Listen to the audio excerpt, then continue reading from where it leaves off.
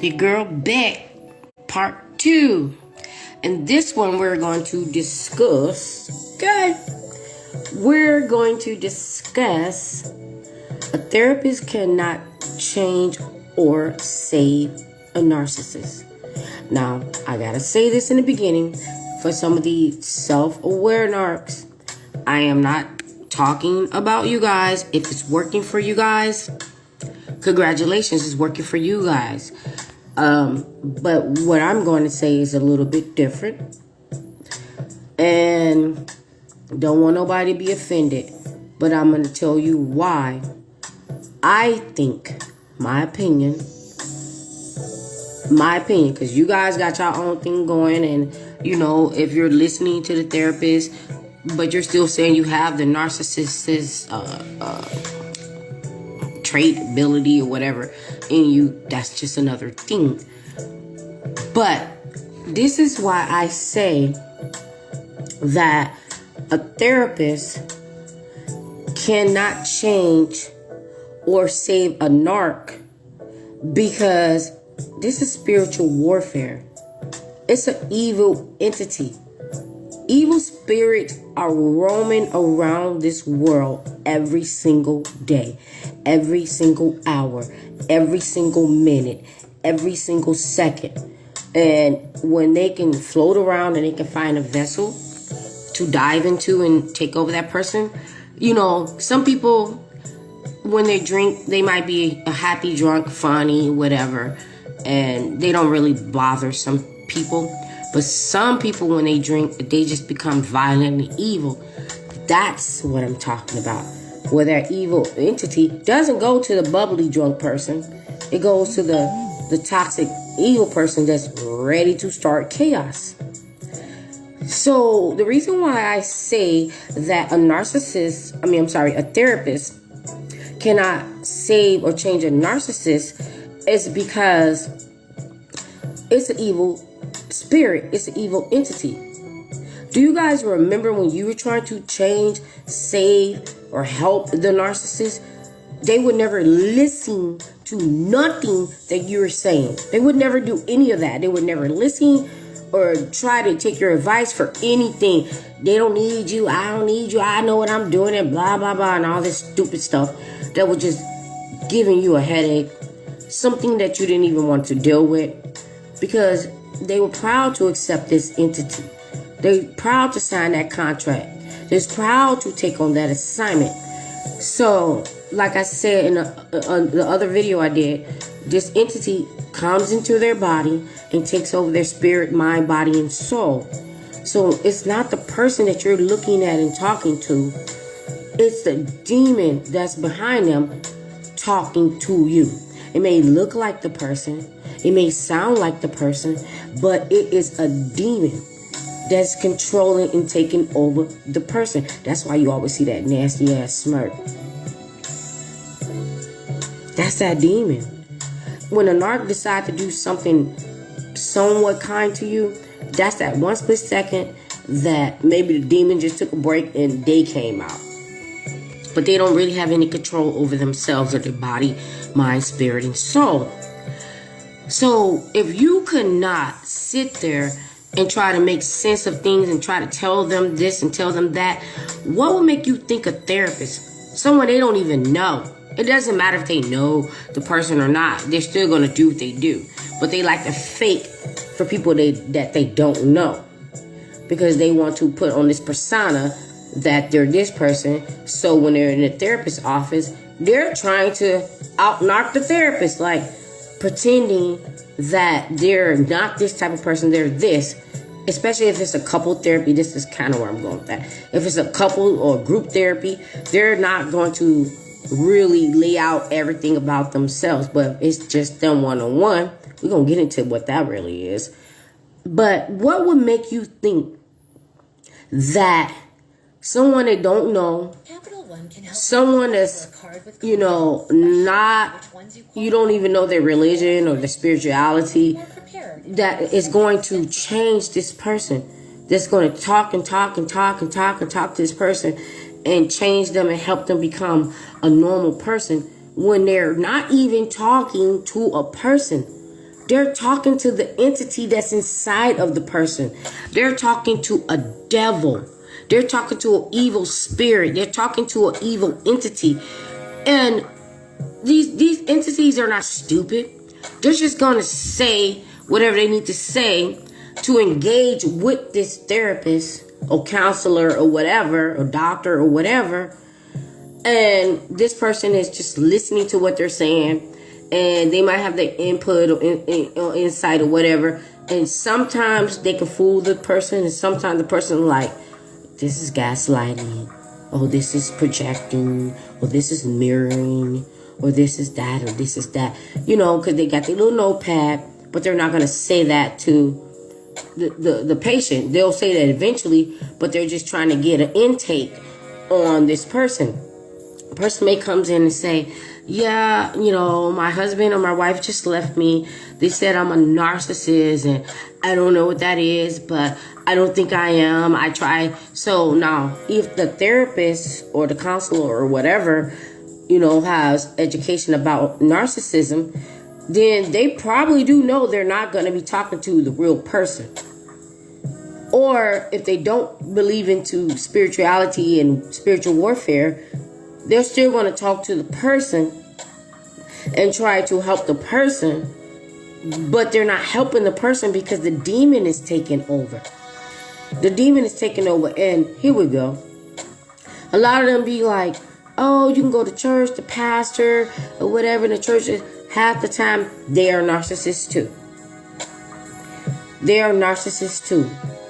And if they're not a narcissist, they have to know how to address the spirit that's inside of the person. Whether they tell the person or not that it's an evil spirit inside of them that's making them do the things that they're doing. I don't know. That's not what I do. I'm just talking about my experiences of dealing with narcissism. And so it's like a rock and a hard place.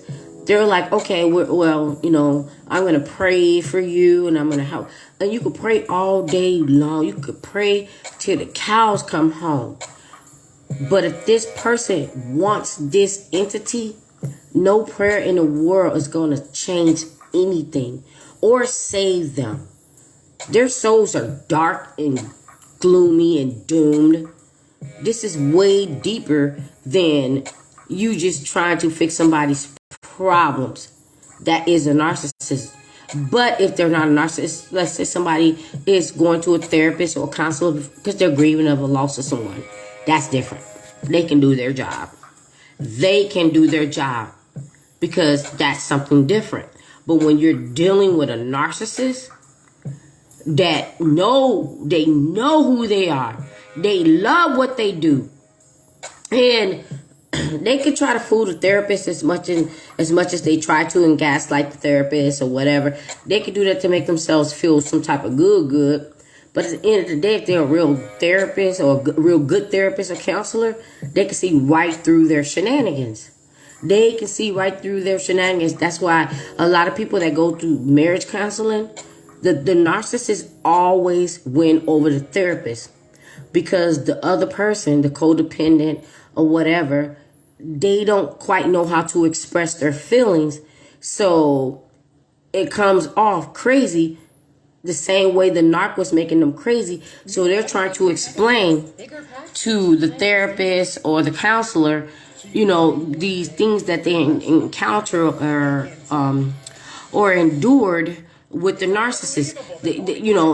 How embarrassing can it be when you're telling someone like, yeah, they did this, and but this person is secretly recording you or auto recording you, whatever, or get you to blow up in front of everybody. So now they got witnesses or whatever because they're triggering you for reactive abuse, meaning that you're just trying to defend yourself, but nobody sees what they're really, really doing. I remember this one narc was tormenting and dog whistling. That means only that person know, a dog can only hear a whistle. This person only knew what they were doing. And they would purposely eat their food in a nasty, disgusting, sloppy way with their fingers and food everywhere. And this person would get to the point like, I can't stand to watch this person eat. And, nobody's really caring about the way the person eat. Yeah, we probably looking like you are a little bit sloppy, but it ain't that serious. No, this person was doing this on purpose so that it can make that other person look crazy and stupid, in front of everybody. So the narcs, they do know how to, fool the therapist to a certain extent, depending on, how professional and educated the therapist is with narcissism. But they cannot change the narc. What they really do is they give the narc better ways to be a narc. Because they're thinking they're talking to the person, but they're talking to the demon. So every time they leave, they're getting better and better. So they keep coming, and they'll show the therapist mask. They put their therapist mask on. And the therapist's like, oh, you're doing so much better. But when they leave there, they rip that off and leave it in the therapist's office and go back to being a more evil person. A more evil person, because that's the only thing that a therapist can do. That's the only thing that a therapist can change. They need an exorcism. I ain't even trying to be funny. Not baptism, that could be part of it. They need an exorcism. They need a priest or someone that knows that it is an evil entity that is inside of this person, that is controlling this person, that's making them do all the evil things that they're doing, and they can't lie and hide it from the priest. They really need this demon to get up out their body. Whether they regurgitate it or whether they cast it away or whatever. A therapist is not a priest. A therapist cannot give you exorcism. You have to get rid of that demon. So don't go back to a narc because they say, I'm going to go to a therapist. They only going to go to a therapist because they want to keep you. But then when they get there, this therapist is just going to make them a better narc. This therapist is going to make them a better narc and better to abuse you. If you could not talk to the narc, if you could not love the narc enough, if you could not help the narc enough, what makes you think a stranger that they do not even know can help or change or save them? I'm going to say this again. I ain't talking about you self-aware narcs. Because, some of you guys are really aware. Y'all so aware that y'all know that it's a evil entity and an evil spirit that's inside of you. So those that are addressing that, kudos to you. Because it's not all about, a personality disorder and I just need to change my personality and my ways of thinking and the things that I do. No, because you're not doing it. It's that demon that's inside of you that is doing it. That's doing it. And it's just like, I don't know whoever said it or if anybody ever talked the way I'm saying it right now. I don't know. But a therapist is not an exorcism. They cannot do what the spiritual forces that's outside of the human being can do. They cannot do what the Most High, Almighty, God, Yahweh, Jesus can do. They cannot. They cannot, unless times change where they're starting to make therapists take on the spirituality in therapy and then they bring that to their profession. Otherwise, no. I remember having a therapist back in the day and I loved this man. And I only went to him, it was never about a narcissist thing. It was with me dealing with Crohn's disease. I don't claim it. Gotta explain it. With me struggling with eating food and gaining weight and, trying to figure out what is this thing why I can't eat the way normal people eat and why things that I used to can eat, I can't eat anymore. And, just going through that whole thing. And some other things that he dealt with me with, losing family members. That was what a therapist is supposed to do. He was a really, really, really good man. A really, really good man. But he also brought spirituality to our sessions. And he was comfortable with doing that because he knew I had spirituality. And I grew up with spirituality and my family. We're not going to talk about religion. That's a whole nother thing. But spirituality is a whole different thing. And when you're spiritual, you know that it's God, it's good, it's the devil, it's evil, it's this, it's that. You understand that. But that's not what I was going to see him about a little bit, but it wasn't about me. So the point of my video right now is I am not saying that a therapist can't help them. They just cannot rid the demon. They just cannot rid the demon. And when I say that all they do is make them better, because they're talking to them as if they're talking to the person that's sitting in front of them, but the demon inside of them, crossing his evil little legs, standing behind the narc, and the narc is just hiding the persona, just like what you did when you was with the narc.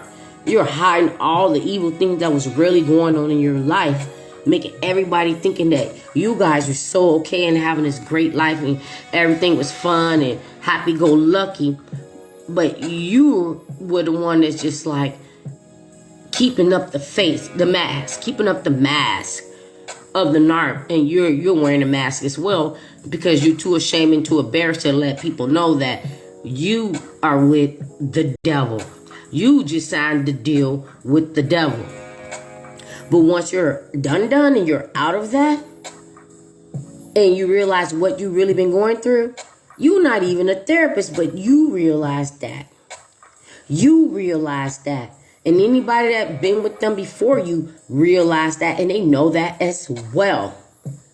But you have to be prepared to go to a therapist if you are a narc abuse person, because you go in there, you be like, I don't want to sound crazy, but they did this and that. Just have some receipts if you have some receipts or whatever, or try to look for a therapist that knows about narc abuse, because the therapist can help you. They can help you, but they cannot help the narcissist. They cannot help them at all. They're doomed. They're dead. They've been gone. They're not even there anymore. The demon that's inside them killed them a long time ago. They're just using their body, their vessel, because that is still alive. And that's what's taking over the narc. So when you're with them and you're trying to please them and you make them happy so they can be a good person for a moment or a day or a second or an hour, how in the hell can you please a demon? There's nothing in the world that will make that demon happy other than your misery, other than you sacrificing yourself, other than you deleting yourself, other than hating yourself, other than everything you don't want. It's a demon. How in the hell do you please a demon? That's what you're trying to do when you're trying to fix the narc or make the narc happy, or you're trying to, so that you walking on eggshells or whatever because you don't want to hear their mouth. They're gonna be angry every single day anyway. They're dead. They're gone. That's my time. They're dead. They're gone. They're never gonna be the person that you met. That was that demon controlling them just to get you. But they're never going to be the person that you met, because the person that you met never existed. And then once you got with them, they dead and gone. The old damn dead and gone. Dead and gone. Oh. So long. So long. But they've been dead and gone. And they're going to die again and again and again in so many ways. So I hope this video helped you guys tonight. I really, really do. Because this is one of the videos where I came up with something, just jotted down what I wanted to say, and I'm speaking from me to you. So with that being said, I hope you guys have a blessed day. Be ready for the new change. Just be ready for the new change, because I'm done over here.